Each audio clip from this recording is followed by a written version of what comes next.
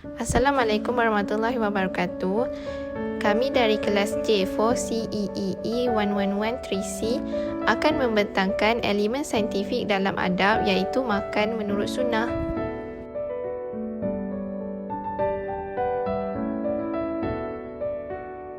Saya akan menerangkan tentang definisi adab. Definisi adab menurut Kamus Dewan edisi yang keempat adalah tingkah laku serta tutur kata dan budi bahasa, budi pekerti yang halus atau dipanggil sopan dan kesopanan. Dan adab dari segi istilah pula bermaksud kepribadian seseorang melalui kepatuhannya yang kepatuhannya melaksanakan sesuatu yang dicontohkan oleh para nabi, iaitu utusan Allah Subhanahu Wa Taala. Kemudian adalah adab untuk makan dan minum. Adab makan dan minum ni bermaksud etika dan sikap seseorang terhadap perkara yang berkaitan makan dan minum. Sama ada sebelum makan dan minum, semasa makan dan minum dan selepas makan dan minum. Sekarang saya akan menerangkan tentang definisi as-sunnah. Definisi as-sunnah dari segi sudut bahasa ialah jalan atau sirah yang terpuji atau tercela. Lawan bagi as-sunnah adalah bid'ah. Mereka yang mengikuti dan menurut kepada as-sunnah merupakan orang yang mengikuti jalan yang lurus, manakala mereka yang menolak as-sunnah dan berpaling padanya adalah orang yang pembuat bid'ah atau tercela. Kemudian as-sunnah dari segi istilah pula adalah terbahagi kepada beberapa pendapat ilmuwan, antaranya ulama usul fiqah. Ulama usul fiqah ini mengatakan sunnah adalah kata-kata, perbuatan dan takrir. Mereka mengkaji hadis sebagai sumber hukum syariat seperti wajib, sunat, harus, makruh dan haram. Ulama fiqah pula mengatakan sunnah adalah perkara-perkara apabila kita lakukannya mendapat pahala, dan apabila kita tidak melakukannya tidak berdosa. Ulama kalam pula mengatakan sunnah adalah antonim atau berlawanan kepada bid'ah. Mereka yang berpaling dari sunnah merupakan dianggap sebagai pembuat bid'ah. Kemudian ulama hadis telah mengatakan sunnah adalah apa jua yang disandarkan kepada Rasulullah sallallahu alaihi wasallam dari segi perkataan, perbuatan, perakuan, sifat fizikal dan akhlak, sama ada sebelum dilantik sebagai Rasulullah atau sesudahnya. Takrif yang diberikan oleh ulama hadis lebih diberi keutamaan kerana ianya merangkumi seluruh kehidupan Rasulullah sallallahu alaihi wasallam. Sekarang saya akan menerangkan tentang sunat makan makanan yang berkhasiat. Pengambilan makanan yang berkhasiat ni penting untuk tubuh badan kita kerana mereka makan makanan yang berkhasiat ni dapat memberi manfaat kepada tubuh badan kita dan mengurangkan daripada kita untuk mendapat berpotensi tinggi untuk mendapat penyakit yang kronik, sebagai contoh obesiti, darah tinggi, kencing manis dan sebagainya. Makanan yang terbaik adalah merupakan makanan yang diamalkan oleh Rasulullah sallallahu alaihi wasallam. Saya akan bacakan maksud untuk surah An-Nahl ayat 115.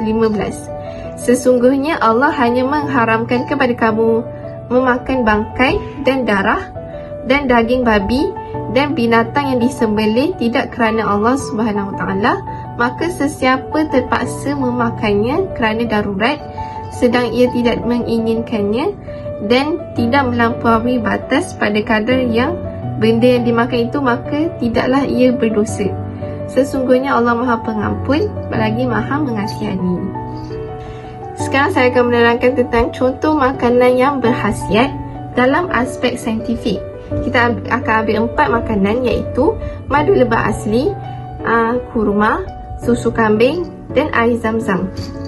Madu lebah asli ni, seperti yang kita tahu dari segi saintifik, ianya mempunyai pelbagai khasiat. dan ianya diketahui dan diperkenalkan sebagai ibu segala makanan, kerana ianya mengandungi enzim hidup yang diperlukan oleh tubuh badan manusia. Okey, kebaikannya pula adalah ia dapat menambahkan tenaga kita dan juga dapat membantu penyakit cirit-birit hanya dengan merendamkan dan mencampurkan madu dengan air panas. Kemudian adalah makanan ialah kurma. Kurma merupakan makanan yang menambahkan tenaga juga, dan ianya mudah kerana ianya mudah diserap dan diproses. Jadi dia mengandungi tinggi kandungan serat dan karbohidrat dan juga tinggi dengan kandungan kalium. Apabila kurma ini mudah diproses, maka kita mudah untuk menambahkan tenaga dalam badan kita. So ianya memberikan tenaga instan pada badan kita. So kebaikannya adalah kita dapat menguatkan memori kita, menambahkan tenaga dalam badan, dan sebagai penawar racun dan juga penawar pelbagai penyakit. Okay, kemudian ialah susu kambing. Susu kambing, mengikut kajian, ianya mampu membantu masalah seperti asma, reumatik dan demam kuning, dan sebagainya. Khasiat yang ada di dalam susu kambing ni boleh menyamai susu ibu. Yang seperti yang kita tahu, susu ibu kaya dengan khasiat. Sebabkan itu, bayi memerlukan susu ibu. Okey, kemudian ialah air zam-zam. Air zam-zam secara saintifik, mengikut kajian, molekul air zam-zam itu mempunyai struktur molekul air yang unik dan mempunyai tinggi alkali. Okey, ciri ini dapat mengurangkan keasidan dalam badan kita. Jadi ianya bagus untuk badan kita supaya mengelakkan daripada gastrik, iaitu banyak asid dalam perut. Kemudian ianya mengandungi tinggi mineral seperti fluorida, kalsium, klorida dan sebagainya. Seterusnya saya akan menerangkan tentang 4 makanan tadi dalam aspek sunnah. Okay, dalam aspek sunnah, madu lebah merupakan amalan Rasulullah, kerana Rasulullah sendiri menggunakan minuman madu yang dicampurkan madu dan air kosong, dan minumnya setiap pagi semasa perut masih kosong. Seterusnya adalah kurma. Kurma, Nabi SAW pernah bersabda, rumah yang tiada kurma adalah rumah yang tiada makanan. Seperti yang kita tahu, kurma adalah dapat memberikan badan kita tenaga. Maka jika rumah itu tidak ada kurma, maka mereka tiada sumber makanan yang dapat memberikan mereka tenaga yang banyak. Okey, sabda Nabi yang lain pula, sesiapa yang memakan 7 biji tamar ajwah, dia akan terkawal daripada kejutan syaitan dan sihir pada hari itu. InsyaAllah, jika kita makan tamar, kita mengamalkan tamar, 7 biji tamar, kita akan terlepas dan terhindar daripada perbuatan sihir yang dihantar pada hari itu. Okay. Kemudian ialah susu kambing. Susu kambing, Rasulullah SAW pernah bersabda, akan tiba suatu masa di mana kambing adalah sebaik-baik harta bagi orang Islam.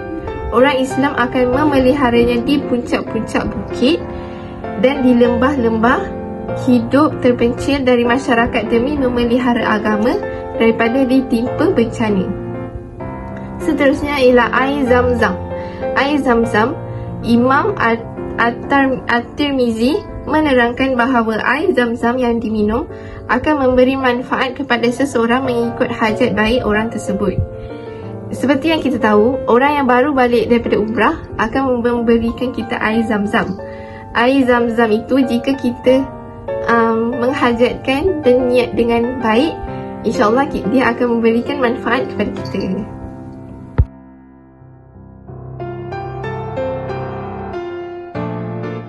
Menurut aspek as-sunnah, iaitu menurut agama Islam, mencuci tangan sebelum makan merupakan suatu perkara yang amat baik dan juga sihat yang sebenarnya amat dititik beratkan oleh Rasulullah SAW, di mana baginda juga telah mengajarkan bahawa umatnya untuk membasuh tangan sebelum makan, kerana dengan membasuh tangan kita dapat membersihkan tangan daripada segala kekotoran dan juga mencegah daripada segala bakteria tanpa kita sedari.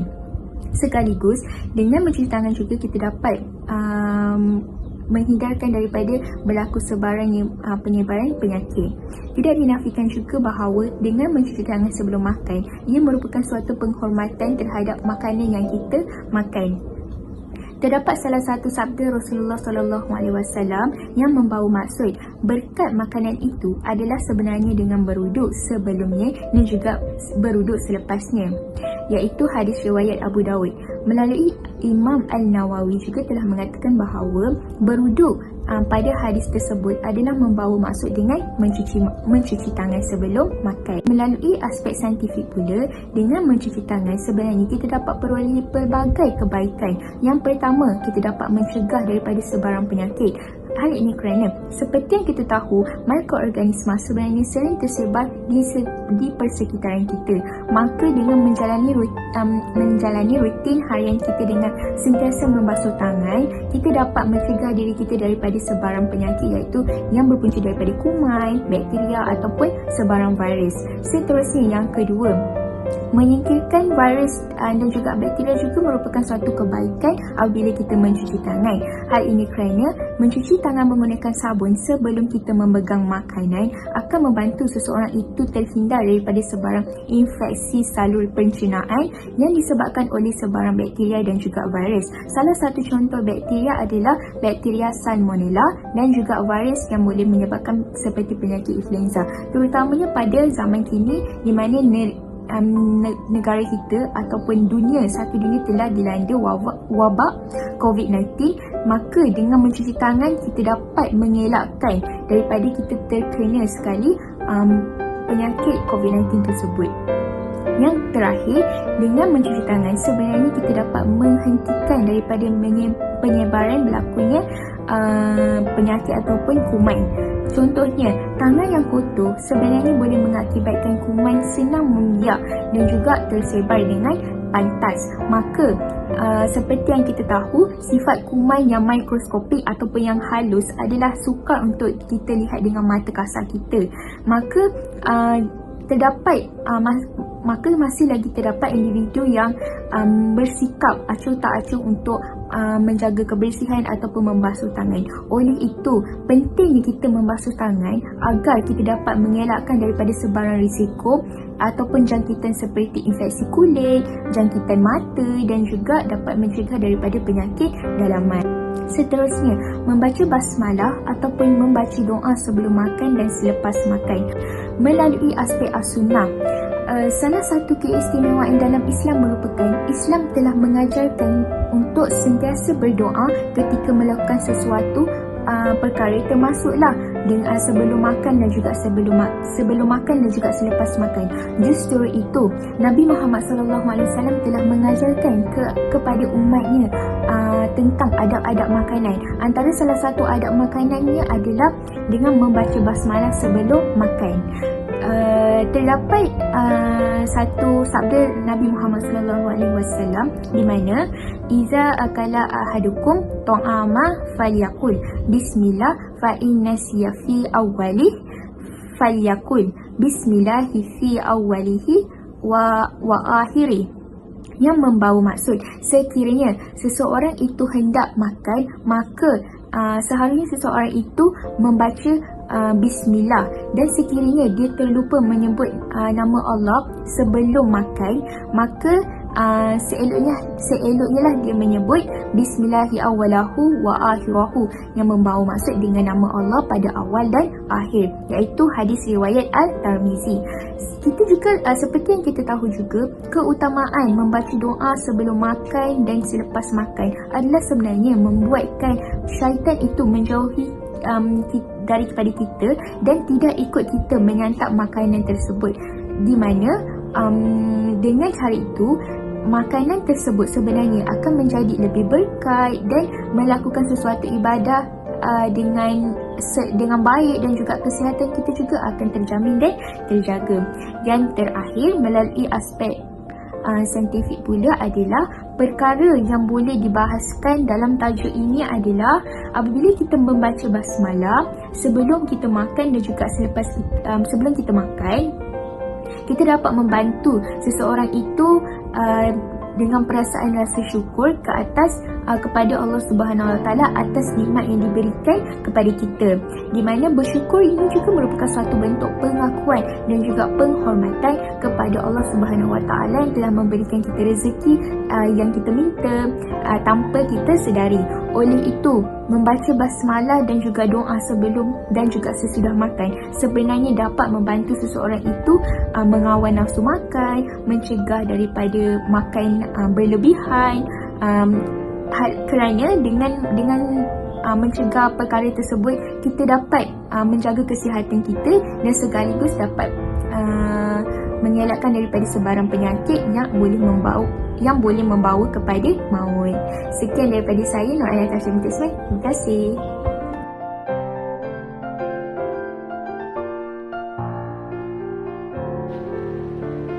Seterusnya, makan menggunakan tangan kanan. Menurut aspek sunnah, Rasulullah SAW menggunakan 3 jari ketika makan buah-buahan, manakala menggunakan kesemua jarinya apabila makan makanan yang berkuah. Baginda SAW menggunakan tangan kanan sewaktu makan. Makan dengan 3 jari tangan kanan, menggunakan 3 jari kanan dapat menghasilkan saiz suapan dan seterusnya makanan dapat dikunyah dengan sempurna. Makan dengan jari tangan kanan merupakan cara untuk memperoleh hasil terbaik proses pencernaan. Seterusnya, seusai makan, Baginda SAW menjilat jarinya 3 kali sebagaimana sabdanya yang telah diriwayatkan oleh Ka'ab bin Malik radhiyallahu anhu, yang bermaksud bahawanya Baginda SAW menjilat jarinya sebanyak 3 kali. Riwayat Al-Tirmizi. Seterusnya, menurut aspek saintifik pula, menggunakan 3 jari kanan mengecilkan saiz suapan dan seterusnya makanan dapat dikunyah dengan sempurna. Justeru, penemuan kesihatan moden menunjukkan bahawa dengan menjilat jari setelah selesai makan, jari akan mengeluarkan enzim yang sangat membantu kelancaran proses pencernaan, antaranya enzim Raniase yang terdapat pada 3 jari kanan, iaitu jari telunjuk, jari hantu dan ibu jari. Ketika menyuap makanan ke dalam mulut, enzim ini akan melawan patogen yang ada pada makanan sekaligus menjadikan tubuh lebih kuat. Selain itu, enzim ini juga meningkatkan kekebalan tubuh seseorang daripada serangan patogen. Bagi tangan kiri pula, enzim yang dikeluarkan lebih banyak, maka ia sesuai untuk beristinjak. Penemuan saintis ini sebenarnya ingin membuktikan kebaikan makan dengan menggunakan tangan kanan dan bukannya dengan menggunakan tangan kiri maupun sudu. Akan tetapi, ramai individu yang lebih gemar makan menggunakan sudu dan garpu. Ada kalanya juga menyuap makanan dengan tangan kiri kerana terpengaruh dengan budaya barat. Makan dengan tangan kanan juga baik untuk otak, iaitu otak hemisfera kanan dan kiri. Jika dikaitkan dengan makan tangan kanan, ianya lebih baik untuk mengaktifkan bahagian otak kiri supaya dapat melahirkan sifat-sifat yang positif pada diri. Kajian ini membuktikan lebih banyak aktiviti di bahagian kiri otak akan berfungsi apabila seseorang itu berada dalam keadaan positif seperti teruja dan gembira.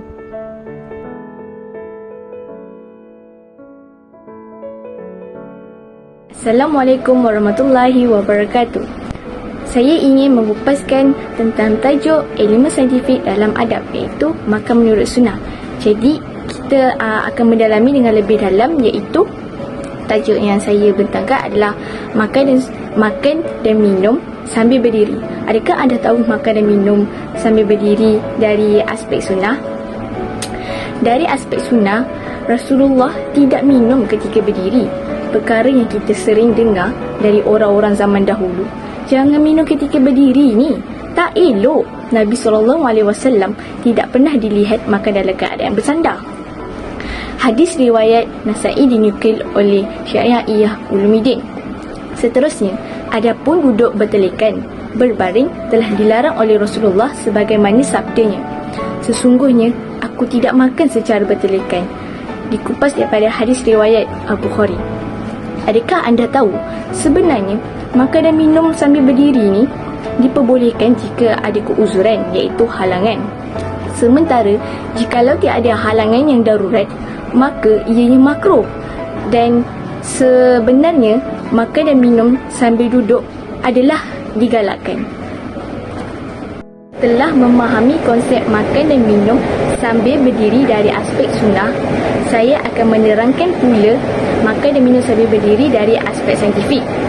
Menurut kajian saintifik, makanan dan minuman yang dimakan pada masa berdiri boleh memberi kesan pada refleksi saraf yang dilakukan oleh reaksi saraf, kerana saraf otak ke-10 yang tersebar meluas pada lapisan endotel yang mengelilingi usus. Apabila refleksi ini tiba-tiba berlaku, ia boleh mengakibatkan saraf vagal inhibition tidak berfungsi dan mematikan detak jantung sehingga menyebabkan pingsan atau mati mengejut. Tambahan pula, makan dan minum berdiri secara terus-menerus sangat membahayakan dinding usus dan berkemungkinan terjadinya luka pada perut. Para doktor berpandangan bahawa luka pada perut 95% terjadi pada tempat-tempat yang biasa berlaku pelanggaran makan atau minuman yang masuk. Justru itu, keseimbangan ketika berdiri selari dengan pengecutan otot pada kerongkong yang menghalang laluan makanan ke usus secara mudah, mengakibatkan individu mungkin berasa sakit yang mengganggu fungsi pencernaan serta kehilangan rasa selesa ketika makan dan minum. Adakah anda tahu dari aspek saintifik yang lain pula, menurut pandangan Dr. Ibrahim Ar-Rawi, apabila seseorang itu berdiri, otaknya akan menjadi tegang, dan pada masa yang sama, sistem imbangan pada sistem saraf pusat, iaitu central nervous system dalam bahasa saintifiknya, dalam keadaan terlampau aktif, mampu mengawal semua otot untuk melakukan proses penyimbangan dan berdiri tegak. Ia juga adalah proses gabungan di antara sistem saraf dan sistem otot dalam satu masa yang menyebabkan manusia tidak mampu mendapatkan kerehatan anggota. Kerehatan otot adalah syarat yang terpenting ketika makan dan minum dan wujud ketika mana duduk. Apabila kita tidak dapat kerehatan otot, maka kita akan merasakan makan dan minum sambil berdiri ini adalah perkara yang paling patut dilakukan ketika itu. Tetapi hal disebabkan kerana itu adalah makruh, kerana tiada halangan yang boleh dikatakan di situ. Jadi apabila duduk, maka sistem saraf dan sistem otot dalam keadaan tenang dan rasa akan menjadi aktif, serta sistem penghadaman akan bertambahnya kemampuan untuk menerima makanan dan minuman dan akan serta menyerap makanan dengan cara yang betul daripada makan dan minum sambil berdiri. Jadi kita perlulah makan dan minum sambil duduk kerana itu adalah sunnah Rasulullah. Apa yang kami boleh simpulkan daripada elemen saintifik dalam adab makan menurut sunnah adalah agama Islam telah merangkumi semua aspek kehidupan, termasuk perkara yang membabitkan pemakanan. Tidak dapat dinafikan juga bahawa menjaga pemakanan dan minuman merupakan elemen yang penting dalam kehidupan bagi memastikan manusia dapat hidup dalam keadaan sejahtera dan selesa. Selain itu juga, seseorang itu boleh menjalani kegiatan hariannya dengan baik dan lancar serta dapat memastikan seseorang itu tidak hilang semangat yang disebabkan oleh kelaparan. Seterusnya, Rasulullah SAW telah mengamalkan cara hidup yang sihat melalui gaya pemakanan yang seimbang dan sentiasa bersederhana. Gaya hidup baginda sesuai dijadikan pedoman hidup agar terhindar daripada gejala penyakit. Oleh hal yang demikian, adab makan menurut sunnah Rasulullah SAW tidak hanya berfungsi sebagai pedoman hari, tetapi ia juga memiliki dasar saintifik yang kuat. Maka ini telah membuktikan bahawa ajaran Islam adalah sejalan dengan prinsip-prinsip kesihatan moden. Amalan pemakanan baginda SAW adalah amat bertepatan dengan ayat Al-Quran yang membawa maksud makan dan minumlah, janganlah berlebih-lebihan. Surat Al-A'raf ayat ke-31. Sekian, terima kasih.